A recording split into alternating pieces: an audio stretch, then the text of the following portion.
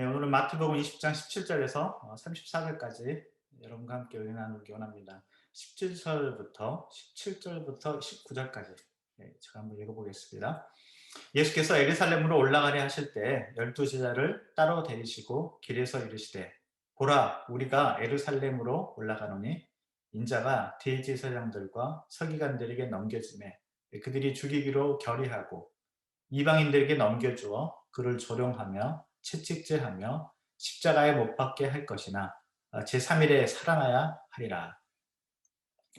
저번에 한번 말씀드렸던 것 같은데 가이사라 빌립보에서 주는 그리스도여 살아계신 하나님의 아들입니다. 베드로가 고백하던 그 가이사라 빌립보에서 예수님께서 처음으로 고난 받으실 것을 말씀하셨죠. 세 번에 걸쳐서 말씀하시는데 이 가이사라 빌립보에서 처음으로 말씀하셨고 그리고 갈릴리에서 두 번째 마태복음 17장 22절 이하에 보니까 두 번째 고난 예고를 했고요. 이번이 마지막 세 번째 3차 고난 예고입니다. 세 번째로 이제 예수님께서 자신이 고난 받으실 것에 대해서 말씀하시는데 다른 이 앞에 두 번하고는 조금 다른 게 처음으로 십자가형을 받을 것이라는 것을 말씀합니다. 이 앞에까지는 고난 받으실 많은 고난을 받으실 것이다. 그리고 죽으시고 3일 만에 부활하실 것이다. 라고만 말씀하셨는데 구체적으로 십자가에 못 박히게 될 것이다 라고 말씀하신 것은 여기가 처음입니다. 처음으로 십자가형에 대해서 언급을 해요. 점점 이제 그 텐션이 강해지고 있죠. 점점 긴장감이 감도는 이제 곧 예수님께서 죽으실 건데 그것도 십자가에 달려서 죽게 될 것이라는 그런 긴장감 감도는 이럴 때입니다. 그럴 때 지금 마태복음 20장 20절 그때 세베대의 아들의 어머니가 그 아들들을 데리고 예수께 와서 절하며 무엇을 구하니라고 합니다. 그때 어느 때입니까? 예수님의 고난을 예고하는 그 3차 마지막이고 그리고 십자가형에 대해서 처음으로 이제 언급하시는 바로 그때입니다. 참 때도 못 맞춰요. 그 말씀하고 계시는데 세베대의 아들의 어머니가 그 아들들을 데리고 와서 예수님께 뭔가를 구합니다. 그 아들들은 바로 야고보와 요한입니다. 야고보는 12사도 중에서 그 최초의 순교를 당했던 바로 그 야고보 사도고요. 요한은 우리가 잘 아는 요한복음과 요한계시록을 기록했던 반모셈에 유배되어서 요한계시록을 기록했던 바로 그 요한입니다. 요한복음에 보면 예수님의 사랑받은 제자라고 늘 표현되는 사랑받은 그 제자 바로 그 사람 요한입니다. 야고보와 요한을 데리고 세베대의 아들의 어머니가 아들 둘을 데리고 온 것입니다. 세베대 아들의 어머니 살로메라고 알려져 있는데요. 살로메는 예수님의 이모입니다. 예수님의 이모. 친인척간이에요. 친인척간. 예수님의 이모예요. 와서 무언가를 구했습니다. 구한 내용이 그 다음 절에 나옵니다. 마태복음 20장 21절에 예수께서 이르시되 무엇을 원하느냐? 이르되 나의 이 두 아들을 주의 나라에서 하나는 주의 우편에 하나는 주의 좌편에 앉게 명하소서. 이제 하나님의 나라가 임하면 이제 이 모든 로마의 모든 군대를 싹 쓸어버리고 이제 주님의 나라가 이 땅에 이제 임하면 우리 아들 하나를 주의 우편에 또 다른 하나는 주의 좌편에 넘버 2, 넘버 3는 우리 아들 먼저 예약하고 싶습니다. 이게 이제 이 엄마의 원하는 것이었습니다. 우리 어머니들이 대부분 원하시는 거죠. 우리 아들 좀 이제 좀 한 자리씩 미리 좀 청약을 좀 하고 있는 부탁하고 있는 것입니다. 이 얘기를 듣고 남은 10제자의 반응은 오늘 24절에 나와 있었죠. 10제자가 듣고 두 형제에 대하여 분이 여기거늘 분하게 여겼습니다. 왜 분이 여겼습니까? 예수님이 이렇게 지금 고난 받으시는 거 지금 세 번째 지금 말씀하시고 처음으로 십자가에 대해서 말씀하시는 지금 이런 상황에 지금 이게 무슨 이런 일이 이게 뭐야 뭐 이렇게 분해했던 게 아니라 선수를 빼앗겼기 때문입니다. 이거 내가 먼저 얘기했어야 되는데 그리고 그 자리는 내 자리인데 특별히 베드로는 더욱더 열받았겠죠. 자기가 항상 수제자인 줄 알았는데 이게 뭐 이런 식으로 하면 안 되잖아요. 이런 식으로 이 상도덕이 있는 거지 이렇게 하면 안 되는 거잖아요. 이 부모가 돌아가시기 직전인데 근데 이거 가만히 보고 있으면요 부모가 지금 돌아가시기 직전이라고 생각해 보세요. 그런데 왜 드라마 같은 데 보면은 그런 거 있잖아요. 재산 분할 놓고 형제의 난이 일어나고 있는 형제의 난이. 지금 재산 분할 놓고 이건 누가 이제 더 많이 챙겨갈 건가. 형제의 난이 일어나고 있는 이런 상황입니다.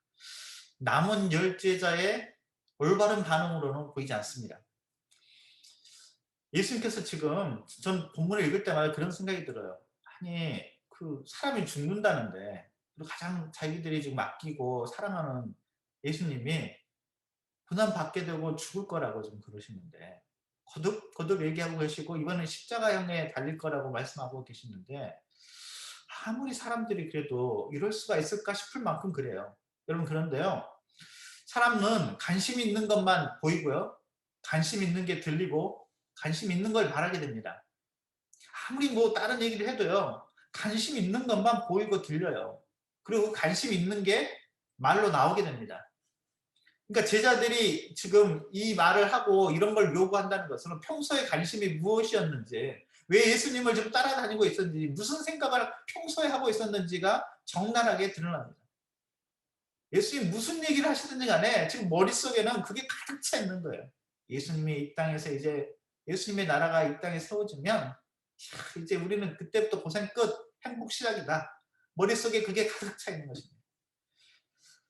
칵테일 파티 효과라는 게 있습니다. 칵테일 파티 효과. 여러분 파티가 열려서 사람들이 엄청 많이 있는데 그 많은 사람들이 모여있는 장소에서도 누군가 나를 부를 때요.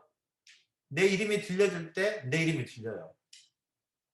수많은 사람들이랑 막 얘기하고 시끄러운 상황인데도 내가 나하고 얘기하고 있는 그 사람의 목소리가 들려요.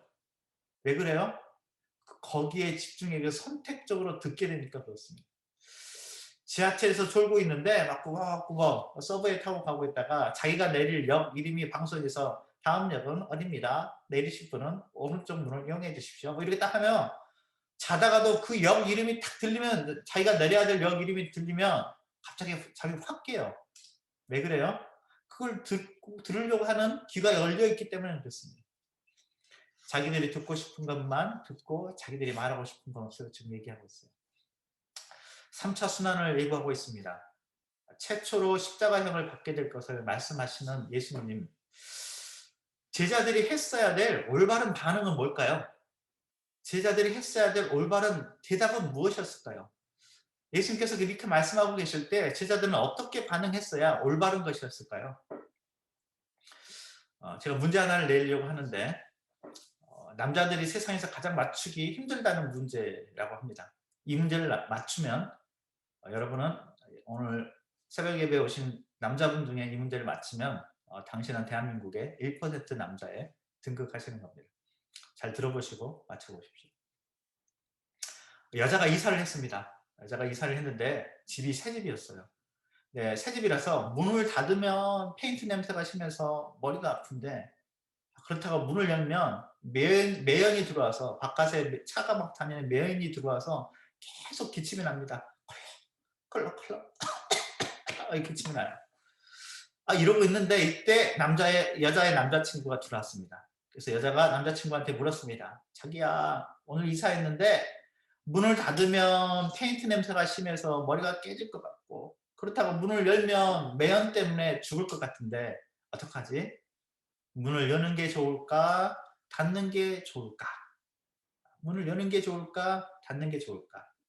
이때 남자친구의 올바른 대답을 이게 질문입니다. 이때 남자친구의 올바른 대답은 문을 여는 게 좋을까? 닫는 게 좋을까? 지금 이 이야기는 응답하라 응사 있죠? 1994 응답하라 1994에서 성나정 보아라가 연기했던 성나정의 질문입니다. 당시 드라마에서는 이렇게 나오죠. 남학생들이 그 질문을 듣고 그래도 차라리 매연이 낫다. 아니다. 문 닫고 페인트가 낫다. 서로 이제 남자들끼리 열띤 토론을 벌이는데 그걸 듣고 있던 나정이랑 친구들이 환장한다 그러죠. 환장한다. 왜냐하면 정답은 둘 다 아니기 때문입니다. 둘 다 아니에요. 그럼 정답은 뭐냐? 남자들이 물으니까 나정이가 이렇게 얘기하죠. 괜찮니? 병원 가야 되는 거 아니가? 이게 답이래요. 괜찮니? 병원 가야 되는 거 아니가? 이거 뭐 그게 뭐 그런 게 있냐? 아니 문을 여는 게 좋냐 닫는 게 좋냐 그렇게 물어봐 놓고 왜 괜찮니? 병원 가야 되는 거 아니가? 이게 답이냐고. 나정이가 친절하게 설명을 하죠. 친절한 나정이가 문이 중요한 게 아니다. 그 전에 내가 아프다. 이게 포인트다. 지금 내 상태가 이렇다. 어쩔까? 이렇게 말을 했어야 돼요. 여러분, 예수님께서 지금 십자가에 달려서 죽으실 것을 한 번, 두 번, 세 번 말씀하세요. 그리고 이번엔 십자가에 달려서 죽으실 것을 지금 구체적으로 언급하고 계세요. 처음으로 십자가에 달려서 죽으실 것을 얘기하셨습니다. 여러분, 십자가형은 원래 로마에서 처음으로 시작한 게 아니고 로마 이전에 다른 이방 민족들이, 특별히 페르시아에서 페르시아 사람들이 처음 시작했던 것입니다. 페르시아 사람들이 굉장히 잔인하기로 유명했는데, 포로들을 잡고 또 전쟁에 가가지고 상대방이 항복을 안 해요. 항복을 안 하고 항복하면 살려줄게 했는데 항복을 안 해요. 그래서 전투를 해서 이기면 그 자기들이 빼앗은 그곳에 들어가면 사람들을 이제 죽이기 시작하죠. 뭐 화형에도 처하고 물에 빠뜨려서 수장도 하고 목을 베고 뭐 여러 가지 방법을 쓰는데, 이 방법 다 너무 빨리 죽어요. 너무 빨리. 목을 베면 바로 그냥 죽잖아요. 뭐 화형을 해도 불타는데 잠깐 뭐 아프긴 하겠지만 불 금방 타버리잖아요. 죽어버리죠. 수장도 마찬가지로 뭐 몇 초면 죽을 거 아닙니까? 사실 이게 너무 빨리 죽는다. 고통스럽게, 최대한 고통스러운데 최대한 오랜 시간을 끌면서 죽일 수 있는 가장 잔인한 방법이 뭘까? 연구하고 연구한 게 이 십자가형입니다. 며칠 동안 말로 형용할 수 없는 그 고문을 당하면서, 그 고통을 당하면서 서서히 죽게 되는 게 십자가형입니다. 저주받은 나무에 매달려서요. 죽어가게 되는데, 나무에 매달리기 전에 먼저 채찍으로 때리죠. 눕혀놓고 온몸에 옷을 다 벗기고 발가 벗겨놓고요. 쇠사슬, 아주 날카로운 쇠사슬이 박혀있는 채찍으로 온몸을 때리기 시작합니다. 있는 힘껏 때립니다. 쇠 조각이 박혀있어요. 로마 병사들이 돌아가면서 때리는데 어깨, 등, 엉덩이, 정강이, 다리, 손 뭐 가리지 않고요. 골고루 온몸을 때립니다. 있는 힘껏 쇠 조각이 달려있는 채찍으로 때리는데요. 그러면 살점이 떨어져 나가기 시작합니다.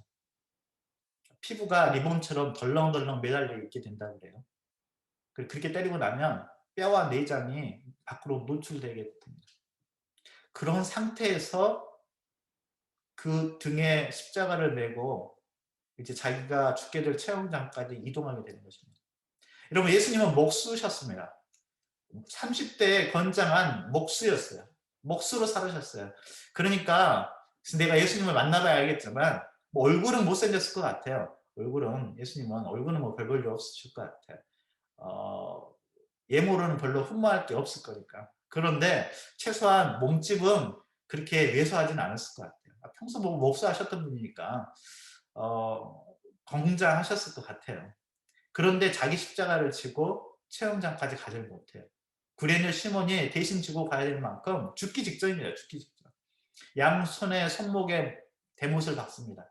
이 대못은 작은 게 7cm고요. 큰 거는 12cm에서 거의 18cm의 큰 못입니다. 여러분, 십자가에 달린대요.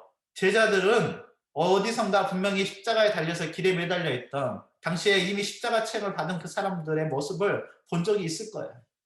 십자가형을 받게 될 것이라고 말씀하고 있습니다. 여러분, 예수님이 그것을 얘기를 하고 있어요. 그렇게 죽을 것이라고 말씀하고 있는데, 예수님은 마음의 심정이 어떨까요? 이 말씀을 하고 있을 때 예수님이니까 안 힘들다? 천만에요. 예수님도 힘드십니다. 여러분, 마태복음 26장 한번 펴서서 살펴보십시오. 마태복음 26장, 마태복음 26장, 마태복음 26장.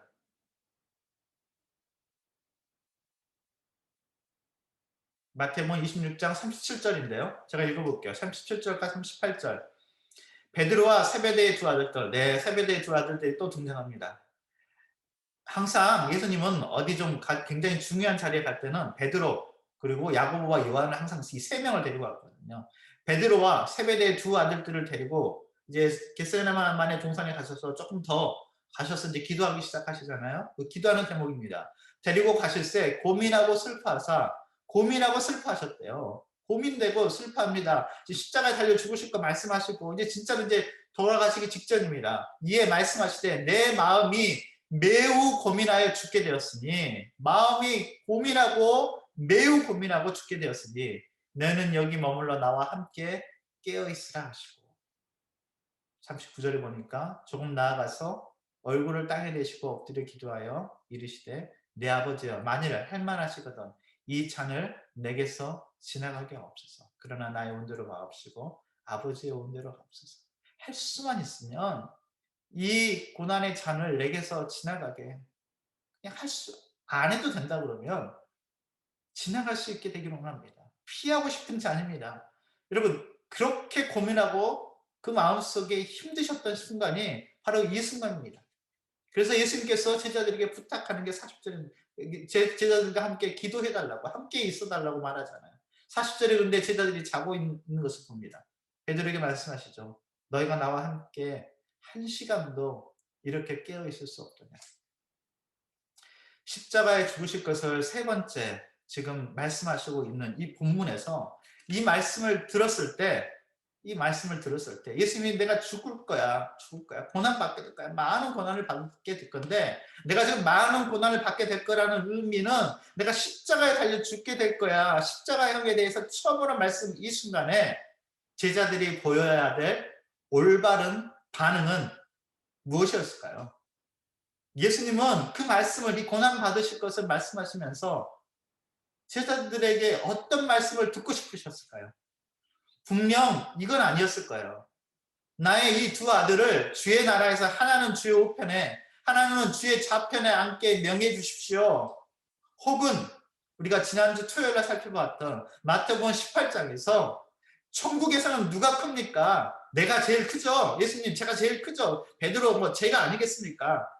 세베대 아들들 와가지고 그럴 리가 저 항상 베드로 갈 때 저희들도 데리고 다니셨는데 넘버 원, 넘버 투는 우리 저희 두 형제죠. 저희 두 형제가 책임지겠습니다.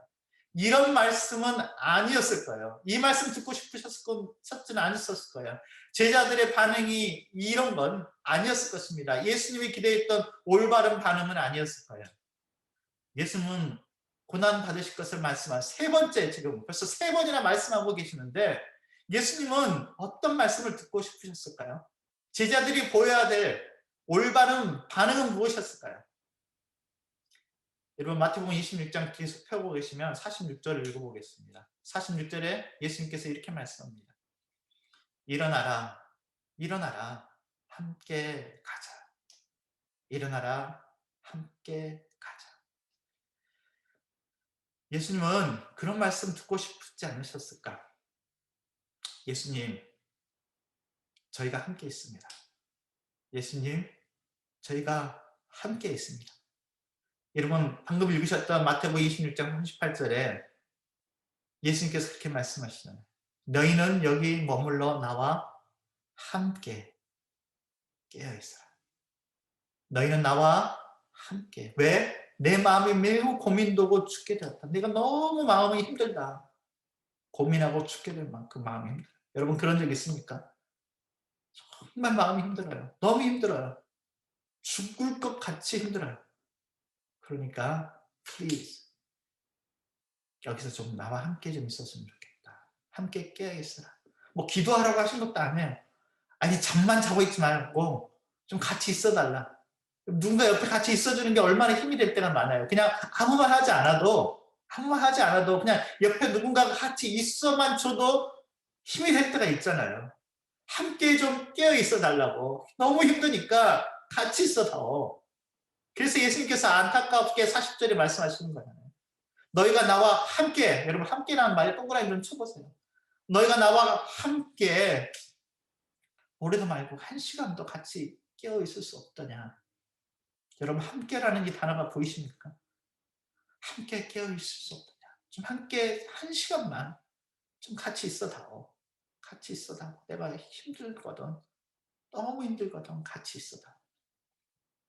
근데 이렇게 지지리도 못난 제자들, 함께 한 시간 깨어있지도 못했던, 함께 예수님처럼 피와 땀이 막 나오신 만큼 함께 그렇게 크게 기도는 못해줘도 깨어있을 수는 있는데 깨어있지도 못했다. 항상 실수하고 정말 이 순간에도 올바른 반응을 하지 못했던 철부지 같은 제자들인데요. 그럼에도 불구하고 예수님 마태복음 26장 46절 그 제자들을 향해서 말씀합니다. 일어나라. 뭐라고요? 함께 가자. 일어나라 함께 가자 그렇게 말씀하십니다.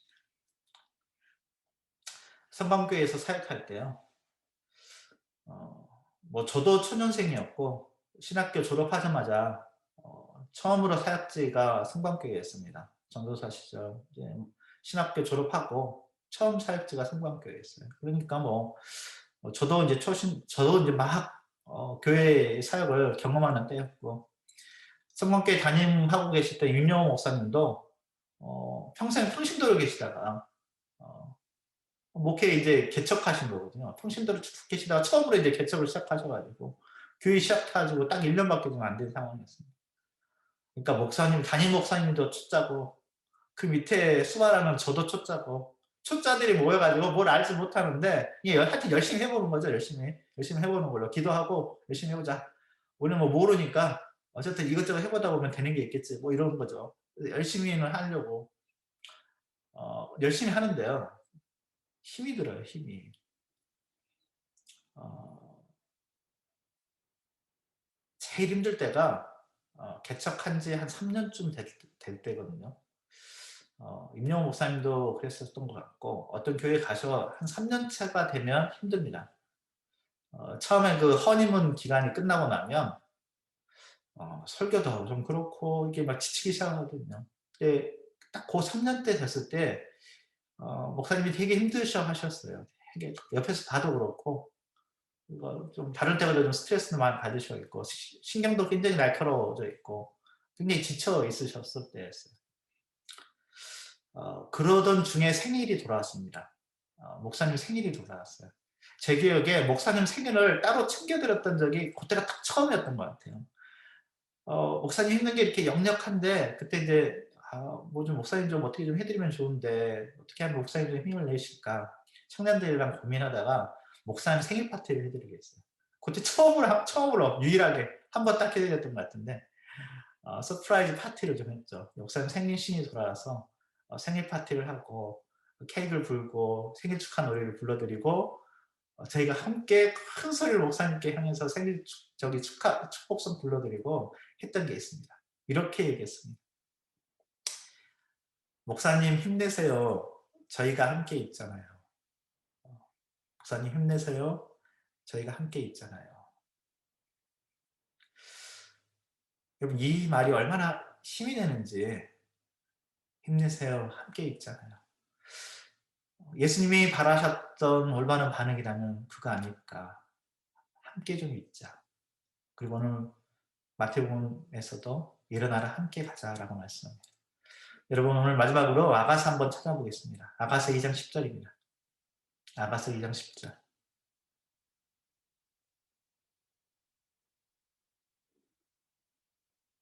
아가서 2장 10절. 아가서 2장 10절. 이렇게 기록되어 있죠. 나의 사랑하는 자가 내게 말하여 이르기를 나의 사랑 내 어여쁜 자여 일어나서 함께 가자.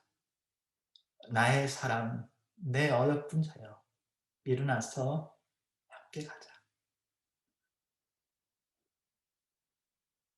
한번 거기만 같이 해볼까요? 같이 한번 읽어봅니다. 나의 사랑 내 어여쁜 자여 일어나서 함께 가자. 우리 주님이 고난 받으실 것, 십자가에 달려 죽으실 것을 얘기하셨을 때 사랑하는 제자들이 만약에 그렇게 얘기해 주었었다면 얼마나 좋았을까. 주님 함께 가요. 저희가 같이 있잖아요. 함께 있잖아요. 그런데 주님은 우리에게 그렇게 말씀합니다. 우리가 그렇게 말하지 못했었던 그 말, 우리가 주님께 해드렸었어야 될 그 말, 일어나라, 함께 가자. 나의 사랑, 내 어여쁜 자야. 일어나서 함께 가자. 십자가의 사랑이 그렇습니다. 스바냐 3장 17절에서 주님 말씀합니다. 그가 너로 말미암아 기쁨을 이기지 못하시며 너를 사랑하시며 너로 말미암아 즐거이 부르며 기뻐하시리라. 사랑하시기 때문에 우리와 동행하기를 기뻐하십니다. 나의 사랑, 내 어여쁜 자여 일어나서 함께 가자. 이 철부지 제자들 십자가에 달려 죽으실 그때는 함께 할 수 없었지만요. 사도행전 1장에 보니까 성령이 그들에게 임하고요. 성령이 임하고 나니까 그들이 권능을 받고 예루살렘과 온 유대와 사마리아 땅끝까지 증인이 되는 하나님의 사람들로 살아갔었습니다. 저와 여러분이 그렇게 됐으면 좋겠습니다.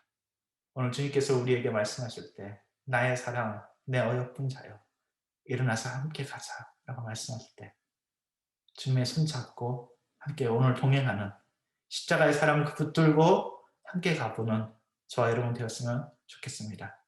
우리 함께 잠깐 기도하겠습니다. 하나님, 우리 안에 주님의 사랑이 있음에 감사합니다. 십자가에 달려 죽으실 것을 예견하면서 십자가형을 당하실 것을 말씀하실 때 그 마음이 힘들었었고 그 마음이 너무너무 외로웠었을 예수님. 주님 힘내세요. 우리가 있잖아요. 그렇게 말씀해 드렸더라면 조금이나마 좋았을 텐데. 주님, 우리가 이제라도 주님과 함께 늘 동행하는 사람 되게 해주십시오. 우리를 향해서 나의 사랑, 나의 어여쁜 자여 함께 가자라고 손을 내미시는 우리 주님의 손을 붙잡고 오늘 하늘 동행하게 하여 주시옵소서. 주님 바라보게 하시고 주님의 그 사랑이 나를 살리는, 주님의 그 사랑이 나를 숨쉬게 하는, 주님의 그 사랑이 주님을 볼 수 있는 눈을 열어주셔서 주님 붙잡고 가는 저희를 되게 하여 주시옵소서. 예수님의 이름으로 기도하였습니다. 아멘.